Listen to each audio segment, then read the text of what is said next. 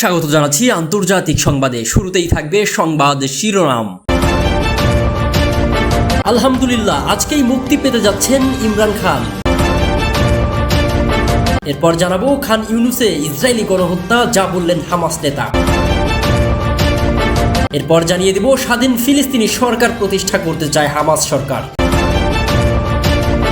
আর সর্বশেষ জানাবো চীন রাশিয়াকে যে বার্তা দিলেন ইরানের প্রেসিডেন্ট। এতক্ষণ জানাচ্ছিলাম সংবাদ শিরোনাম, এখন থাকবে বিস্তারিত। পাকিস্তানের সাবেক প্রধানমন্ত্রী ও পিটিআই এর প্রতিষ্ঠাতা ইমরান খান ও তার স্ত্রী বুশরা বিবির বিরুদ্ধে করা ইদ্যত মামলার খারিজ করে দিয়েছে আদালত।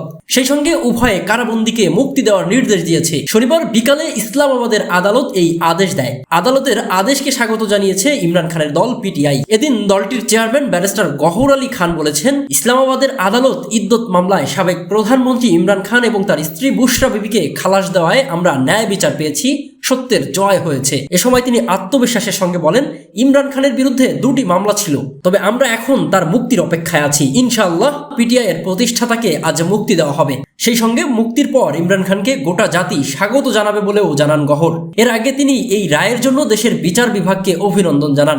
সেই সঙ্গে একে তিনি পাকিস্তানের বিচার ব্যবস্থার স্বাধীনতা এবং শক্তির প্রমাণ হিসেবেও উল্লেখ করে ব্যারিস্টার গহর বলেন, আজ অধিকার এবং ন্যায় বিচারের জয় হয়েছে। শনিবার ইসলামাবাদের অতিরিক্ত দায়রা জজ আফজাল মাজাকার নেতৃত্বে আদালতে সাবেক প্রধানমন্ত্রী ইমরান খান ও তার স্ত্রী বুশরা বিবির বিরুদ্ধে আনা অভিযোগগুলো খারিজ করে দেন। আদালতের এই সিদ্ধান্তকে আইনের শাসন এবং সংবিধানের বিজয় হিসেবে স্বাগত জানিয়ে গহর আলী খান বলেন, ইমরান খান বলেছেন, সবাইকে আইনের শাসন এবং সংবিধানের সর্বোচ্চ মর্যাদার উপর সন্তুষ্ট থাকা উচিত। তিনি এ সময় দাবি করে বলেন, বিশ্ব আজ দেখেছে ইমরান খানকে এসব ভিত্তিহীন মামলা দিয়ে চাপ দেওয়া হচ্ছে, যাতে তিনি সরকারের সঙ্গে আপোষ করতে বাধ্য হন।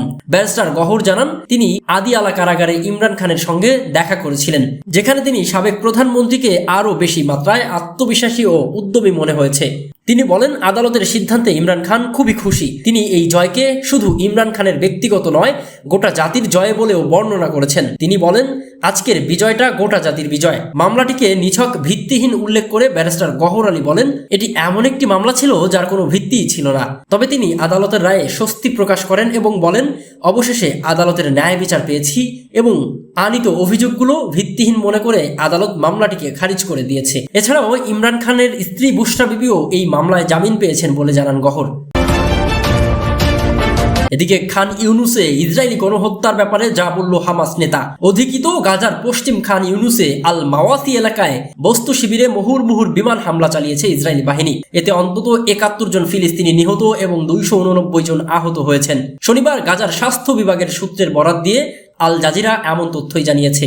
হামাস ও গাজার সরকারি মিডিয়া অফিসও পৃথক বিবৃতিতে শনিবার দুপুরে এই হামলার বিষয়টি নিশ্চিত করেছে। বিবৃতিতে বলা হয়েছে, খান ইউনুসের আল মাওয়াসি এলাকায় ইসরায়েলি বিমান হামলায় বেসামরিক প্রতিরক্ষা কর্মী সহ 3 শতাধিক ফিলিস্তিনি হতাহত হয়েছেন। এদিকে আল মাওয়াসি এলাকায় চালানো ইসরায়েলের এই বিমান হামলা ওই এলাকার হামাসের সামরিক প্রধান মোহাম্মদ দেইফকে লক্ষ্য করে চালানো হয়েছে বলে দাবি করেছে ইসরায়েলি সেনাবাহিনী। তবে তাদের দাবি প্রত্যাখ্যান করে আবু জুহুরি নামের হামাসের একজন ঊর্ধ্বতম কর্মকর্তা রয়টার্সকে বলেছেন, ইসরায়েলি সেনাবাহিনী রেডিও প্রতিবেদনে যে দাবি করেছে তা অবাস্তব এবং অসত্য। তিনি বলেন, আজকের হামলায় নিহত সবাই বেসামরিক নাগরিক এবং এটি একটি বর্বর গণহত্যা যা যুক্তরাষ্ট্রের সমর্থনেই করা হয়েছে।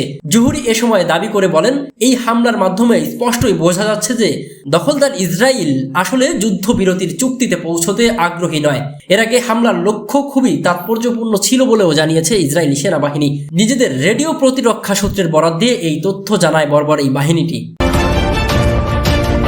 এদিকে যুদ্ধ অবসানের পর গাজা এবং পশ্চিম তীরে নতুন এবং স্বাধীন নির্দলীয় সরকার প্রতিষ্ঠা করতে চায় ফিলিস্তিনের স্বাধীনতাকামী সংগঠন হামাস। সংগঠনটির শীর্ষ পর্যায়ের কর্মকর্তা হুসাম বাদরান শুক্রবার এক বিবৃতিতে এই কথা জানান। পাশাপাশি কাতার, মিশর ও যুক্তরাষ্ট্রের মধ্যস্থতায় যুদ্ধবিরতি নিয়ে ইসরায়েল ও হামাসের মধ্যে যে পরোক্ষ আলোচনা চলছে সেই ব্যাপারেও কথা বলেন হামাস এই নেতা বাদরান। তিনি বলেন, মধ্যস্থতাকারীদের মাধ্যমে আমরা নির্দলীয় জাতীয় দক্ষ সরকার গঠনের প্রস্তাব দিয়েছি, যারা গাজা ও পশ্চিম তীরের দেখভাল করবে। সেই সঙ্গে যুদ্ধ পরবর্তী গাজায় প্রশাসন প্রতিষ্ঠা, ফিলিস্তিনিদের অভ্যন্তরীণ ব্যাপার এবং তা নিয়ে হামাস বিদেশি কোনো শক্তি বা গোষ্ঠীর সঙ্গে আলোচনা করবে না বলেও হুঁশিয়ারি দেন এই হামাস নেতা। হামাসের এই কর্মকর্তা এএফপিকে বলেছে, মধ্যস্থতাকারীদের কাছে একটি নির্দলীয় সরকারের প্রস্তাব করা হয়েছিল। হুসাম বাদরানের মতে, যুদ্ধোত্তর নিরন্তর সরকার গাজা উপত্যকা এবং অধিকৃত পশ্চিম তীরে একটি সাধারণ নির্বাচনের পথ প্রশস্ত করবে। এর আগে ইসরায়েল দাবি করে যে তারা মিশরের সঙ্গে গাজার সীমান্তে ফিলাডেলফি করিডোরের নিয়ন্ত্রণ বজায় রাখবে। এরপরই বাদরান এসব কথা বলেন।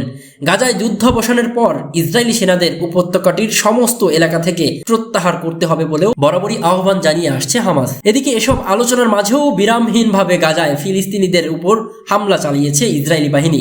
সর্বশেষ শনিবার দুপুরে গাজার পশ্চিম খান ইউনুসে আল মাওয়াসি এলাকায় বস্তু শিবিরে মুহুর্মুহুর বিমান হামলা চালিয়ে ইসরায়েলি বাহিনী এতে অন্তত ৭১ ফিলিস্তিনিকে নিহত করেছে এবং ২৮৯ জনকে আহত করেছে। গাজার স্বাস্থ্য বিভাগ সূত্রের বরাত দিয়ে আল জাজিরা এই তথ্য জানিয়েছে। এদিকে চীন রাশিয়াকে নিয়ে যে বার্তা দিলেন ইরানের নতুন প্রেসিডেন্ট। ইরানের নবনির্বাচিত প্রেসিডেন্ট মাসুদ পেজেশকিয়ান বলেছেন, চাপে ফেলে ইরানকে দিয়ে কিচ্ছু করানো যাবে না, যুক্তরাষ্ট্রের এটা বোঝা উচিত। শনিবার এক বিবৃতিতে যুক্তরাষ্ট্রকে এই বার্তা দেন নবনির্বাচিত এই প্রেসিডেন্ট।